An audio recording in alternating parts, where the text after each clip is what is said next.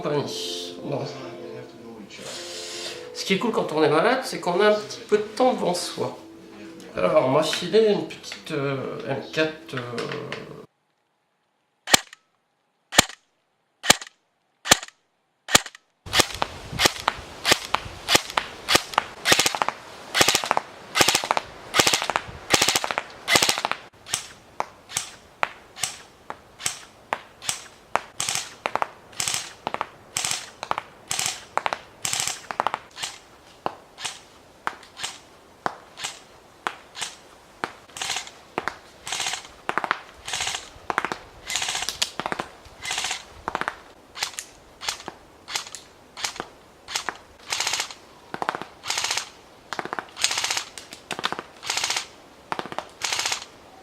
Bah, une 4 quoi, voilà, toute base, plastique, même les... Ah non, les risques sont un peu en métal.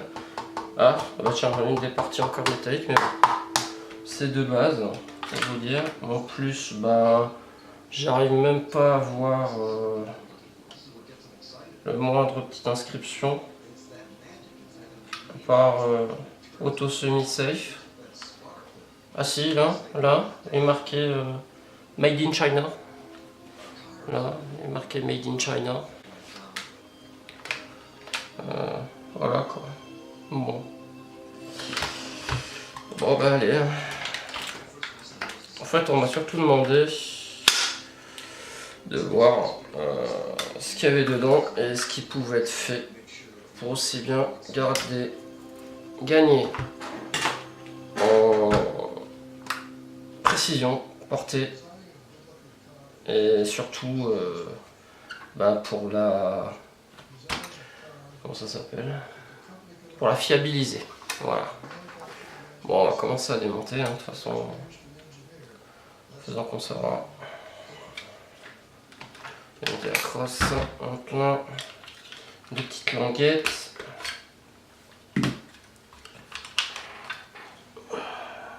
Ok. Le câblage est à l'intérieur. On lève, hop. On lève. Ah, on peut pas? Ah si, voilà. Le coup, on crosse, le cul de crosse. Alors, à l'intérieur, le fameux câblage, et c'est surtout une vis cruciforme. Ah bah voilà, je l'ai. Donc, on dessert. Voilà, ce qui me tient au fond. Et ben qu'est-ce que c'est? Bon, ma foi, le doux bruit du plastique contre le plastique. Voilà. Alors. Ah, si ça passe quand même. Alors, on est parti. Hop, non, voilà. Hop. Hop. Vive le plastique. Voilà. Enfin bon.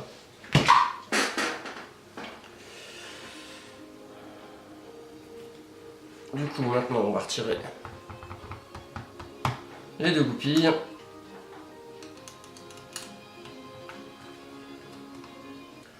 Hop. J'en cherche déjà une.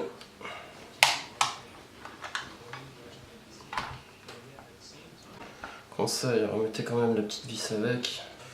Alors, maintenant, vous tenez le upper, donc le haut du corps avec le lower, le bas du corps. Chasser la goupille. Ah, ça m'a pas dit. Si, voilà. Entre guillemets, vous pouvez pas vraiment vous tromper. Peu importe la taille des goupilles, parce que vous voyez sur certaines répliques, les goupilles sont plus grandes, comme là. Il y en a une qui est plus grande que l'autre. Mais c'est surtout, vous verrez, il y en a une. Elle est un peu rognée, elle a une partie plate, elle n'est pas ronde. Elle a la partie plate, c'est celle qui va devant. Comme ça, vous pouvez pas vous tromper. Bon, pour retirer l'upper du lower. Oh, ah si c'est bon, ça avance. En faisant attention que l'ouverture des extracteurs pour régler le bloc hop-up ne reste pas bloqué, sinon vous risquez de casser le ressort à l'intérieur et de la manger. Alors, hop. Voilà. Et voilà. Le peur retiré du lower. Bon, on va désoldariser la poignée du lower.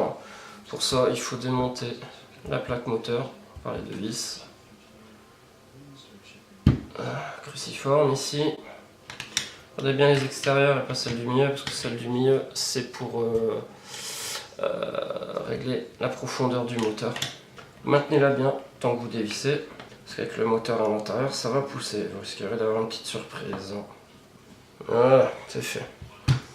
Pas vous embêter dans le sens des vis, hein. Bah, vous les remettez à leur place. Et la pièce vous la mettez de côté. Hop là. Alors, pour sortir le moteur, petite astuce, hein. Bon, c'est ce que je fais, c'est pratique. Petit tournevis, vous chopez pour le lever et vous retirez les cosses. La rouge. Je suis bête. La petite pince. Voilà, là non. On sort le moteur. Très graissé, très vert. Wow, ça sert à rien de mettre autant de graisse verte. J'ose même pas imaginer ce qu'il y a dans la gearbox. Pas du tout coupleux. Oh, il fait un beau bruit. Ah, vous l'avez peut-être entendu. Il va pas faire long feu celui-là. Maintenant, on va démonter la poignée. Il y a deux vis cruciformes au fond. Une de ce côté-là, une de ce côté-là, au fond. Desserrez juste un petit peu. L'une. Desserrez encore un petit peu l'autre. Voilà. Commencez un peu à dégager la poignée. Bouger. On va bouger légèrement. Comme je suis en train de faire, vous voyez, comme ça. Faites attention aux cosses. Quand vous les passez dans les trous. Tirez pas dessus comme des bourrins. Vous allez faire pire que mieux. Quand ça le veut, bien sûr. Voilà une. Pivote.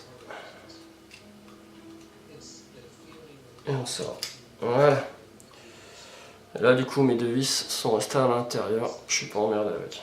Normalement, je devrais retirer cette pièce-là, mais il n'y a pas de goupille, donc je ne la retirerai pas. Ah bah, d'accord. Elle m'est venue toute seule dans les mains. Voilà. Made in China. Voilà. On va démonter l'extracteur de chargeur. Là, c'est une petite vis cruciforme, donc faites gaffe. Il y a un ressort derrière qui est en pression. Bon, ici c'est une vis cruciforme. Normalement, c'est pas trop comme ça que ça se démonte, mais bon. Là, sur cette réplique là, si. Hop, hop, voilà, le fameux ressort, il est là avec la petite vis, elle est là. Si vous voulez pas être embêté, vous représentez tout, vous remontez tout. Évitera de chercher après la petite vis. Ah, mais elle est passée où ma petite vis? Elle est là, elle est dessus, je suis tranquille. Alors, du coup, il me reste plus que une goupille qui se trouve là. Alors, on fait attention, il y a un côté de la goupille qui est cranté et pas l'autre. Alors, petite astuce, hein. Le tournevis en dessous. Voilà, ça décolle le bas du corps. Petit cruciforme, en pointe, ou une pointe, ou ce qui vous tombe sous la main, de toute façon. Ah ouais, voilà. Petit tournevis pointe. La petite goupille. Hop là. Vous mettez votre sélecteur de tir en semi. Et sur toute réplique normale, à moins que... Je pense, oui. Ça devrait venir. Sur celle-là, ça ne vient pas. La joie du Made in China. Ah si, ça y est. Non, ça ne vient pas. Dans ce sens-là, ça vient. Bon. Bah, je vous récupère après, une fois que j'ai tout démonté. De retour, les amis. Bon, bah, j'ai réussi à la sortir. Je ne dirai pas comment je l'ai sorti. Bon, aussi. En fait, tournevis plat, je suis passé derrière la gearbox.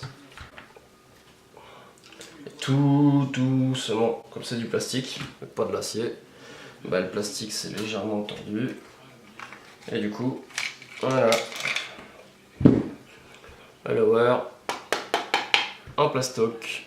Made in China. Et ouais. Mais bon, allez, alors la suite. Alors déjà, on peut voir qu'il n'y a pas de marquage. Alors, on va ouvrir la gearbox en deux. Comme vous pouvez voir, le... Bonne goutte. Ah.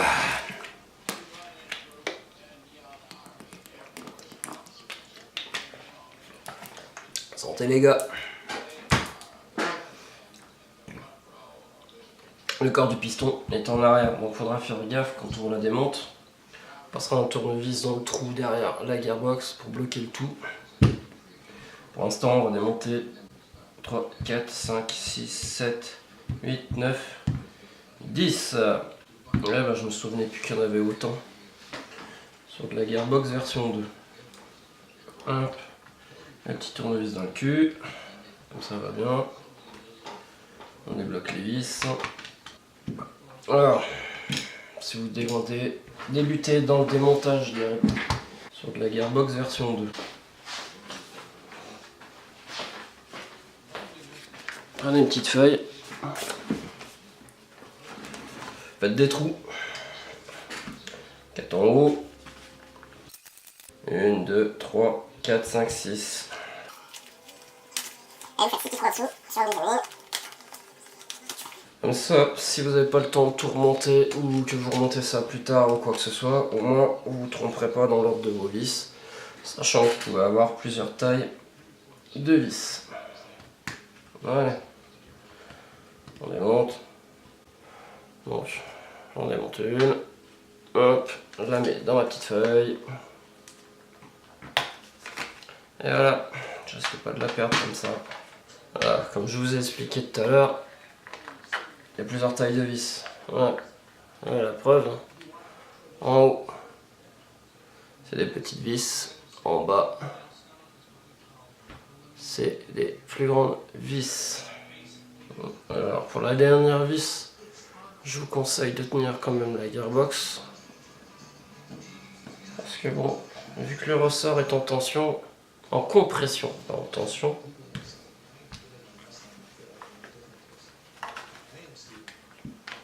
Voilà, alors, avec mon tournevis, j'appuie vers le bas. Et maintenant, on va essayer de l'ouvrir sans que tout ne gicle partout. Putain, le ressort en tension. Voilà, ça y est. Et voilà. Alors, voyons voir. La bonne graisse toute verte. Ouh, oui, la belle graisse toute verte. Ouais, la belle petite graisse bien verte. Belle graisse industrielle. Alors, tu peux allumer s'il te plaît. Merci. Un guide ressort qui n'est pas sur roulement. Alors, vous avez un petit ressort ici. On va l'enlever. Hop. Comme ça, on a toute la partie pneumatique qui vient. Ouh, déjà. La belle graisse de partout. Ah. Bon.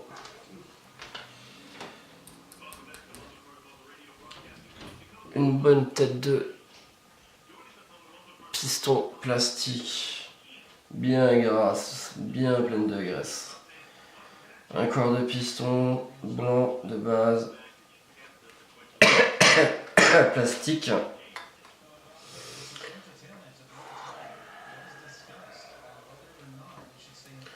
Un nozzle plastique en forme de triangle, c'est pas l'idéal pour choper la bille. Alors, un souffle régulier. Et la tête simple, bon, elle s'en va toute seule. Alors, en l'étanchéité, ça doit être beau. On va tester. Ouais, histoire de... Ah oui, effectivement, oh c'est beau. Ah, il y a quand même un petit soupçon d'étanchéité. Alors, si j'y vais doucement, je peux tout traverser. Hein. On va être violent pour avoir un soupçon. Parce que ça doit être bien gras, bien dégueulasse. Effectivement. Arrête pas, dis donc. Alors, la queue de détente.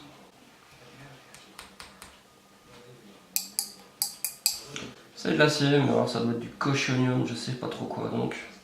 J'ai pas d'aimant malheureusement, mais bon, je serais pas étonné. On va retirer. Oh, qu'est-ce que c'est que ce petit truc là? J'ai trouvé tout petit morceau. Mais tu viens d'où toi? Toute petite pièce métallique. Oh. Tu viens de je sais trop où, mais tu viens. Moi je te mets de côté. Alors les rondelles, enfin les cales. Hop, on les remet sur les bons. Et on verra si on va refaire un calage ou pas. Oh.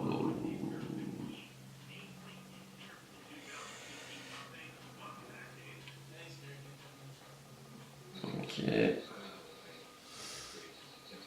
Bon, bah voilà. Vous voyez dans quel état c'est. C'est dégueulasse. Pardon. Alors voilà, je suis en industrie, je dois monter ma gearbox. Et vas-y, je te prends mon petit pinceau, je te badigeonne de graisse. Et vas-y, je te mets toutes mes engrenages, mais il n'y a pas assez de graisse. Je te reprends un peu de graisse, je te remets de la graisse sur les engrenages. On referme tout, ni vu ni connu, et roule ma poule. Ouais, bah, malheureusement, non. Bon voilà, pour la partie démontée. Après, je vais contacter notre sponsor, notre fournisseur, mes amis du Nord, hein. Voilà. Je sais déjà ce qu'ils vont me proposer, hein. Que ce soit du nozzle. Taille transparent, on le voit même pas, mais bon, c'est un nozzle de merde. Un bout triangle, et même pas rond. Une tête de cylindre, double joint, parce que c'est un simple joint, c'est dégueu. Tant qu'à faire, une tête de piston en aluminium, quelque chose de plus badass, plus étanche. Un corps de piston en alu ou en polyamide beaucoup plus costaud que ce qu'il y a là. De toute façon, les dents commencent déjà à être rognés. Au moins, ça fiabilisera déjà l'intérieur de la gearbox. Et surtout, bah, un bon calage, quoi, parce que c'est pas la joie, comme on dit. Bon, allez, on les voit mes gens. À la revoyeur.